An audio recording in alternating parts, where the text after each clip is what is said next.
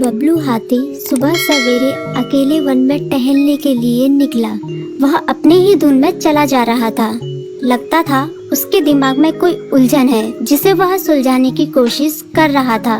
सड़क पर आगे बढ़ते ही उसके सामने चीकू खरगोश भागा। बबलू का पैर उसके ऊपर पड़ने ही वाला था कि चीकू जोर से चिल्लाया। उसकी आवाज सुनकर बबलू ने अपना पैर पीछे खींच लिया। कहाँ खोए हो बबलू भाई? कहीं नहीं, बस कुछ ऐसे ही सोच रहा था। किस बारे में?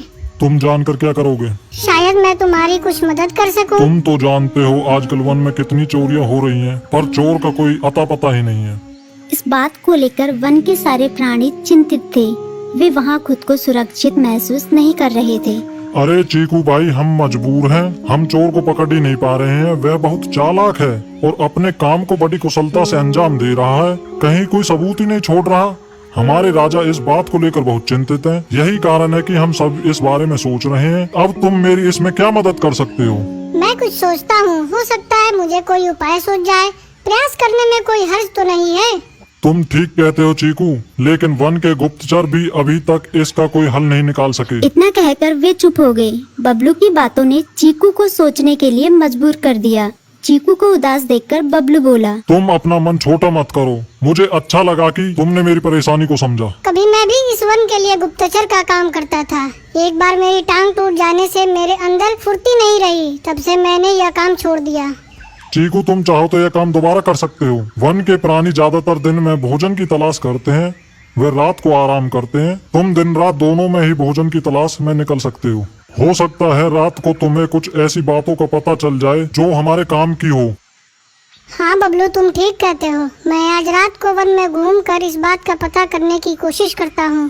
थोड़ी देर बातें करके चीकू अपने बिल की ओर बढ़ गया और बबलू अपने रास्ते चला गया। चीकू के दिमाग में अभी तक बबलू की कही बातें घूम रही थी। उसे समझ नहीं आ रहा था वह बबलू की मदद कैसे करे।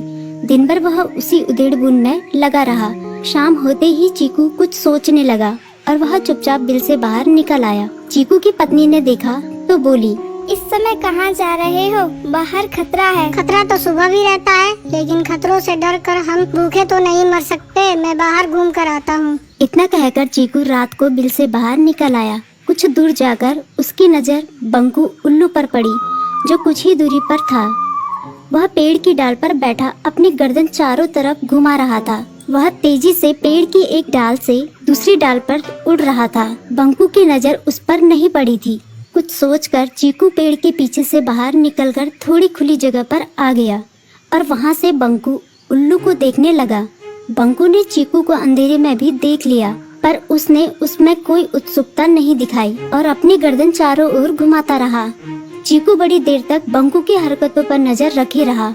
वह थोड़ी देर तक खुले मैदान में खड़ा रहा, पर बंकू ने उसे देखकर भी अनदेखा कर दिया।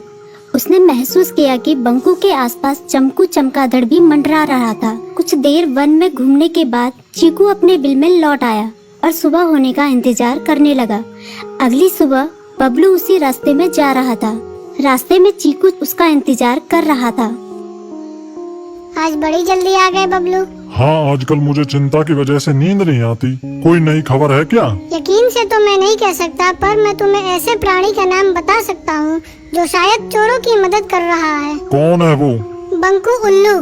इतना कहकर चीकू ने रात की घटना उसे ज्यों की त्यों सुना दी। इसे सुनकर बबलू का माथा ठनका। बबलू की आंखें चौंधिया गई। तुम ठीक कह रहे हो। मुझे आज रात बंकू और चमकू पर नजर रखनी होगी। इतना कहकर वे दोनों अपने अपने रास्ते चले गए। बबलू रात को अपने साथियों के साथ बंकू पर नजर गड़ाए रहा। उसकी संदिग्ध गतिविधियों को देखकर बबलू ने उसे उसके साथियों चंकी और संकी लोमड़ के साथ पकड़ लिया। बबलू ने सख्ती से पूछताछ करनी शुरू कर दी। तुम इस समय बंकू चमकू के साथ क्या कर रहे हो? हम चारों दोस्त हैं, इसलिए साथ बैठकर बातें कर रहे हैं। चमगादड़ और उल्लू की दोस्ती तो समझ में आती है, पर लोमड़ के साथ दोस्ती कैसे हो सकती है? सख्ती से पूछने पर दोनों ने अपना जुर्म कबूल कर लिया और सभी चोरियों के बारे में बताया जो उन्होंने कुछ दिन पहले वन में की थी। बबलू ने उनके चोरी का सारा सामान भी बरामद कर लिया। बंकू और चमकू को अभी तक समझ में नहीं आ रहा था कि वो इतनी आसानी से कैसे पकड़ में आ गई।